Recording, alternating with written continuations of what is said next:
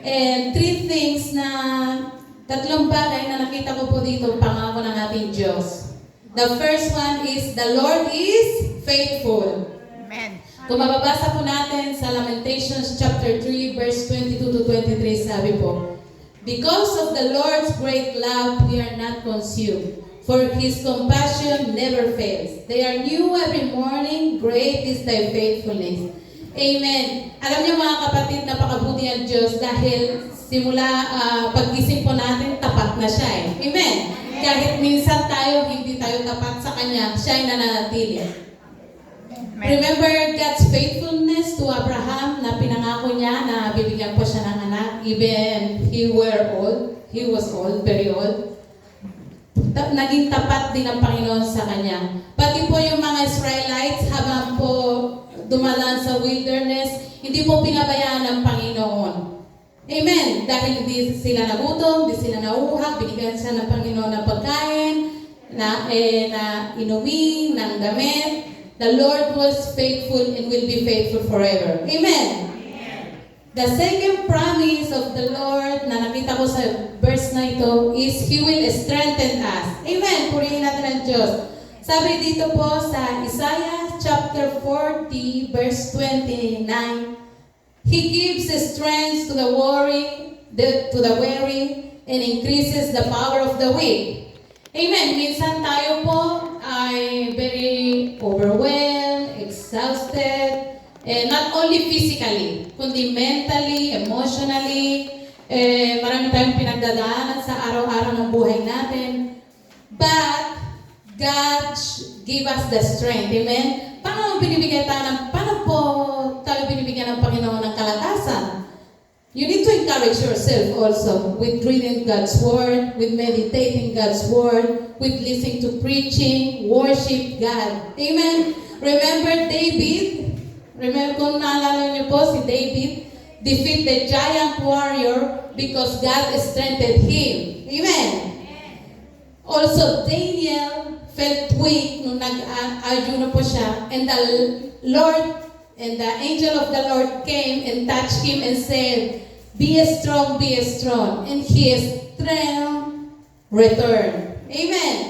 Kaya pag sa panahon tayo, mga kapatid na nanghihina, seek natin ang kanyang salita dahil minsan sa ating sarili, physically, matutulog ka lang, nandun na yung kalagasan. Pero yung emotional, mental, makikita mo lang sa Panginoon. Amen? Sa kanyang salita.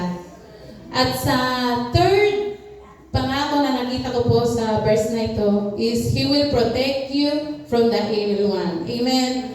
Sabi po sa Psalms chapter 91 verse 11, He will command His angels concerning you to guard your heart in all your ways. Amen? Tunay nga na napakabuti ng Diyos dahil this past year, patuloy niya po ako pinoprotektahan ang aking pamilya, ang mga mahal namin sa buhay, ang church na ito. Alam niyo mga kapatid, everyday kami po ay nagda-drive. Mga magulang ko, mga kapatid ko, ako, asawa ko, and I still see the protection of the Lord in my family. Even I'm not 24 hours with my kids kasi nasa school sila, may mga activities. I know that the Lord is protecting them. Amen. Kagaya po ni Daniel. Remember Daniel when was in the lion's den?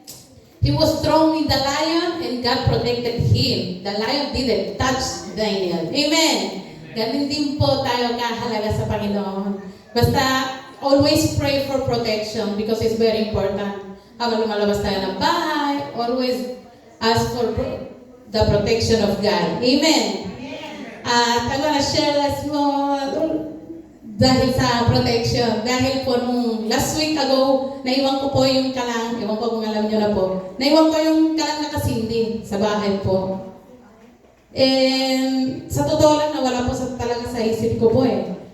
Siguro 4 hours po kami nawala, naglakanyada, nag-Black Friday. Muntik na maging black yung bahay. Pero God's protection was there. Amen! Dahil pagdating namin, sunog yung kalang, hindi rin nasira yung kaserola. Kasi medyo may price yung kaldero. Kahit itim na itim, pinaputi rin. Amen? Ang galing nga po ni Lord kasi pagdating rin po namin, yung sabi ko, Mama, apoy sunog. Hala, nasunog yung sabaw. Hala, nasunog na, itim na itim. As in, itim na itim. Ay, 2 araw po namin kinuskos. Kinuskos namin 2 araw, but praise the Lord because nothing happened. Praise the Lord dahil nandun nakita namin ang patuloy protection ng Panginoon sa aming tahanan. And conclusion nun, I want to encourage you, brothers and sisters, na God provides strength and protection. This is not depend on of our power, but by the power of God. Amen. Because He is faithful, He is merciful, He is good. At patuloy po natin ipagkatiwala lahat ng bagay sa Kanya. Yun lang po may share po. To God be the glory. Praise God.